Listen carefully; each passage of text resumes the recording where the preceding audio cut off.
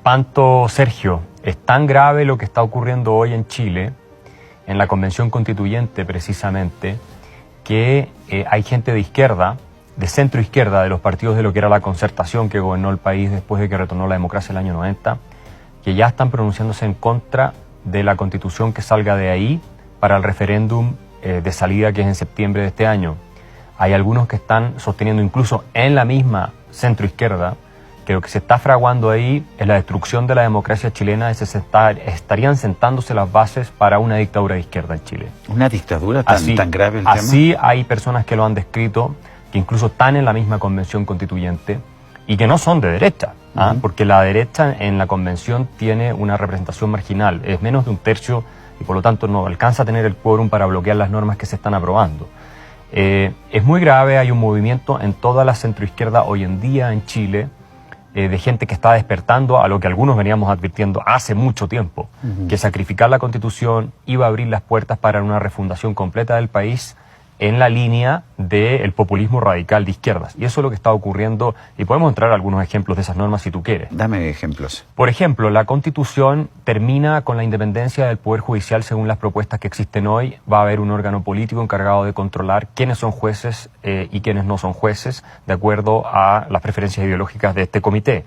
En segundo lugar, se elimina la Cámara del Senado, igual como hizo Chávez en Venezuela, y pasaría a haber nada más que una asamblea de diputados con un sistema electoral que finalmente garantiza que la izquierda la termine controlando. El Senado en Chile es una institución que lleva 200 años, toda nuestra vida republicana, y ha siempre cumplido un rol de filtro fundamental para las locuras. Que representa las regiones, ¿no? Sí, es una representación de todas las regiones del país, igual que la Cámara de Diputados, la Cámara del Senado. La Cámara de Diputados es más bien como por distrito. Como son distritos más pequeños, sí, son distritos más pequeños, son muchos más diputados que senadores.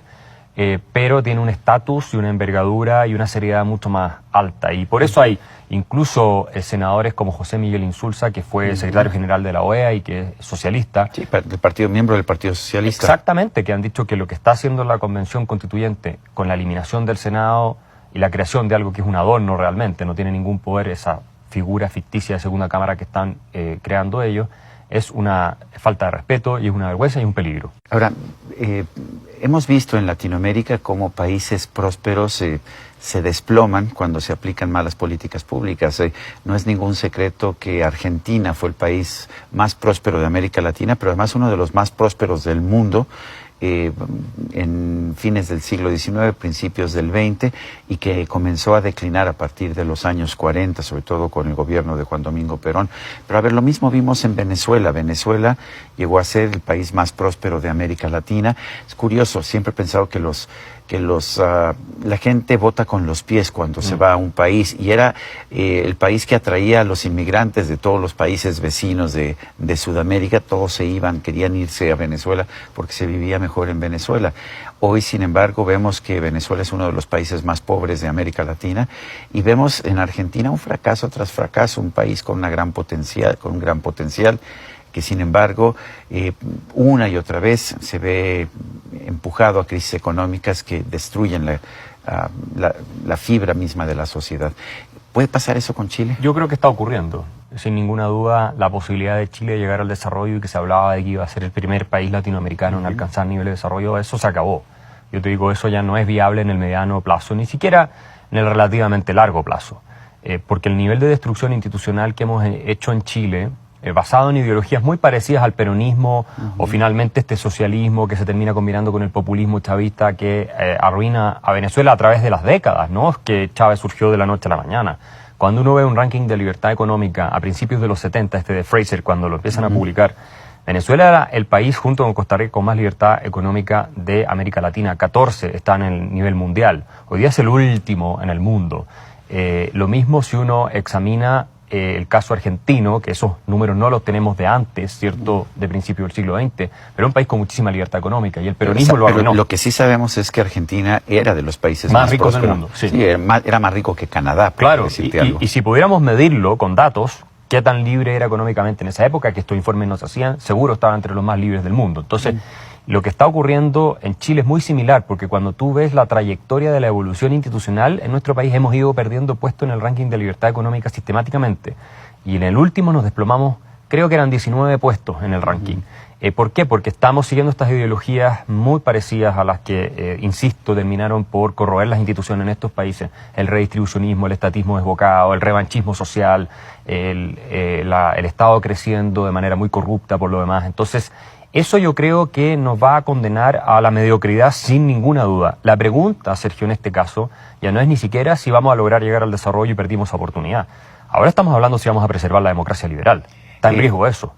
Axel, ¿qué llevó a los votantes chilenos a rechazar un sistema económico que les había dado prosperidad? Porque además el desarrollo económico de Chile desde los años 70 en el gobierno de Salvador Allende al actual ha sido impresionante. ¿Cómo puedes explicar que el votante chileno rechace ese sistema económico que lo ha hecho próspero? Yo creo que hay varios elementos, Sergio, pero uno de los más importantes me parece que es la narrativa y la ideología pública que se instaló. Cuando tú repites durante 20 años que tienes las instituciones más injustas, el país más desigual... lo cual no era cierto. Lo cual es falso. Desde el punto de vista de los datos es todo falso, pero tú a la gente la convences y les metes cada vez más rabia.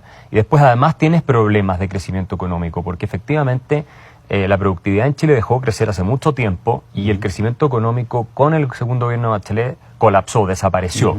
Pero en vista de que el diagnóstico instalado desde las élites intelectuales, también de derecha, es que el problema es este sistema que ellos llaman neoliberal, que a mí no me gusta esa etiqueta, entonces la gente se convence, porque se lo repiten en todos lados, medios de comunicación, universidad, en todas partes, que lo que hay que hacer es cambiar esas instituciones. Entonces, cuando tú ya no tienes empleo, cuando tus salarios dejan de crecer, lo que tú exiges para compensar por esa calidad de vida que no estás alcanzando y que estás acostumbrado a que ibas alcanzando, es pedir que el Estado dé más cosas gratis.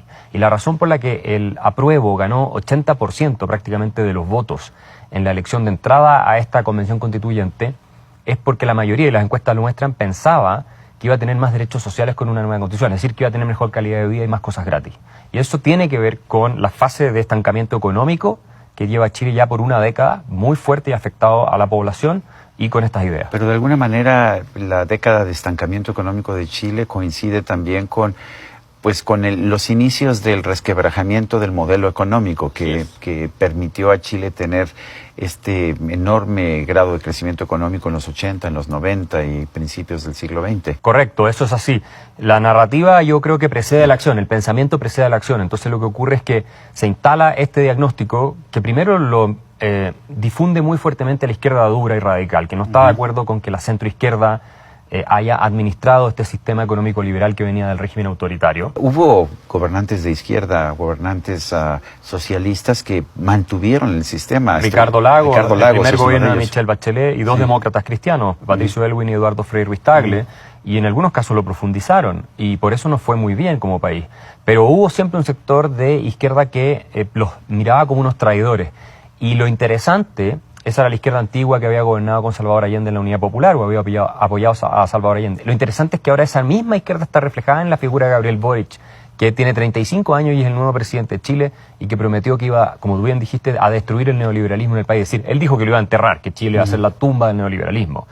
Y si siguen avanzando en ese camino, nosotros vamos a terminar siendo un desastre no solo económico, Sergio, y esto es lo grave, sino también político y tal vez incluso, en el peor de los escenarios, humanitario. Porque lo que está en juego, ya lo están diciendo, ahora esto es across the board, como decimos, ¿no es cierto?, todos los espectros políticos, es la democracia. Chile tiene en estos momentos el desafío de preservar su democracia liberal. Ahora, la buena noticia, por ahora, es que las últimas encuestas que salieron en la última semana muestran que por primera vez la alternativa de rechazo en el referéndum de salida en septiembre va ganando por sobre la alternativa de apruebo. Ojalá eso se mantenga porque si no podemos estar en una situación muy complicada como país. ¿Qué pasa si se rechaza este referéndum? ¿Se queda la Constitución actual?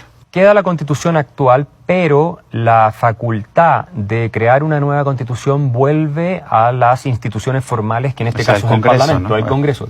Que eso es muy importante. Todos sabemos que la destrucción de los partidos políticos a manos de independientes, que fue la fórmula que se aplicó para crear la Convención Constituyente, se abrieron las puertas a los independientes y se deslegitimó a los partidos políticos en la institución formal que es el Congreso. Bueno, eso abre las puertas al populismo desatado. Y es lo que tenemos hoy. Se está planteando hasta el desmembramiento completo del Estado de Chile, que deje de ser una república unitaria para tener casi 400 autonomías. ¿Tú te imaginas eso, Sergio? En un país que nunca ha tenido eso en la historia. O sea, es una fórmula para una guerra de todos contra todos que va a terminar muy mal. Lo que me dices es que políticamente está habiendo un cambio, está empezando a haber un rechazo.